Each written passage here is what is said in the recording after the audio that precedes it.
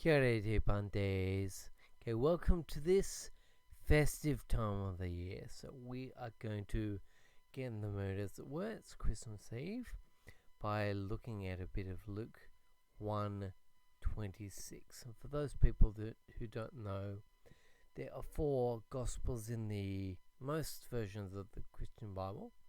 So Matthew, Mark, Luke, and John. Okay.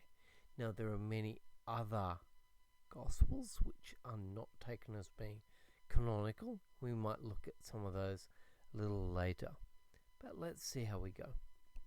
So, ende to meni to Hector apestale ho angelos Gabriel hupo tu teu espolintes Galileas he onoman Nazaret pros Parthenon memnestumen Andri ho onoma Joseph ex oiku David kai to onoma tes Partheno Mariam.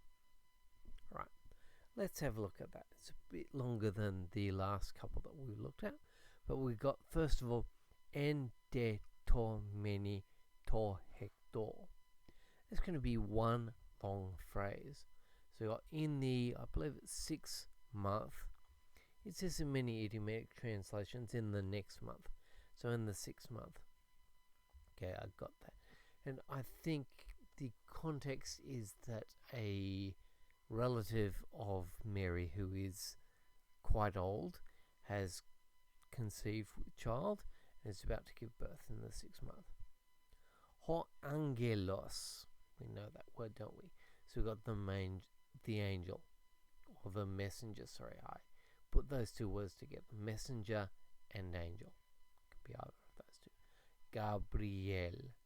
So Gabriel, we know that, which is also a common male name, and we have Gabrielle as a female name. And notice if we got the epsilon lambda at the end of the word, no particular case in Jewish words, Hebrew words. So the L at the end is the name of God. So we have that in quite a few names. We've got Michael and Daniel and things like that. Hupotuteu, so you got by God. Espolin, to the city tes Galileas, of Galilee. Now I think this word Polin is taken, well, we would say from classical Greek, it's taken a little bit euphemistically. So we got, this is really a village or town at most. Hen nomina onoma, I was going into Latin mode. Nazaret, Nazareth. And again we got the word, we got a Hebrew word, it doesn't in fact have an ending. So we got Nazaret. Galilee does, because that could be easily taken as being a Greek word, Galilea. Alright, so we have in the 6th month. Now I forgot to deal with apestale. So I got that next word. Now that's actually an aorist passive. Now what it's related to, if we take the word apostle, it's related to that, someone who is sent out. So if the angel Gabriel was sent out, apestale, so it's going to be an aorist passive, by God, tuteu, to the city of Galilee called Nazareth. So if you prefer, we can just leave Polin as meaning town, something like that. I think we had that in the last verse we looked at, that Oros, okay, a mountain, is strictly in that case going to be hill. So we have sent pros to, so into the city of Galilee called Nazareth, to pros, okay, this is as it were his mission, to the Parthenon, if you like you can translate that as virgin, maiden, something like that. So the maiden, and we're going to explain who that is. We can probably work out who it should be. So we have memnestumenen. So it's going to be another participle. So it's agreeing with the maiden. Now the Parthenon looks like it should be second declension, masculine. It is second declension, but it's going to be feminine. So the maiden who was betrothed, memnestu menen. We have the menestores are going to be the suitors in the Odyssey, in Homer's Odyssey. Much older, but we have the same word. So you got the anri. That's going to be a dative case. So the nominative would be aner. So betrothed to the man, okay, to whom, whore, got that. Notice we got the iota subscript. Onoma, now we're missing a verb. So whose name was Joseph? Yosef.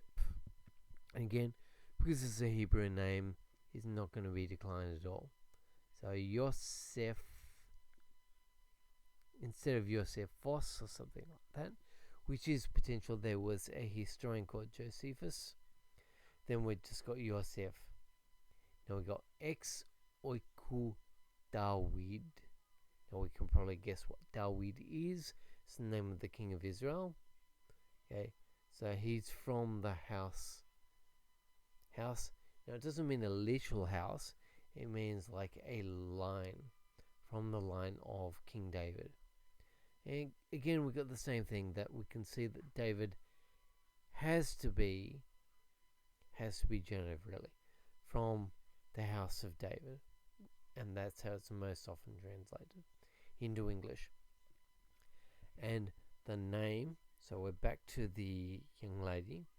The name of the young lady, so kai to onoma. We got in Latin, we got the word nomen, meaning a name. Related to that, we got to, so definite article, so it's like the. In fact, it's exactly like the. To onoma, it's a name. The name tes parthenu, and in that case, that is going to be genitive. So tes parthenu, the name of the young lady, the maiden, the virgin, whatever you like. Mariam. Now notice we've got the M at the end.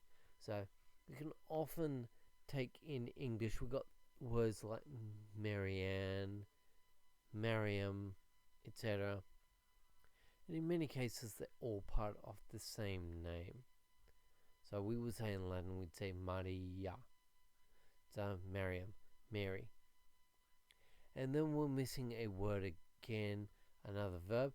And usually if you've got a missing verb, it's going to be the verb to be.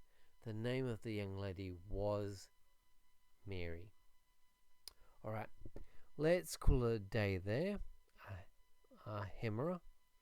Okay, and I might see if I can make a video tomorrow if I'm not going to see lots and lots of relatives, which I am. Okay, I'm wishing you a very good day tomorrow and might talk to you later. Okay, kia ora te.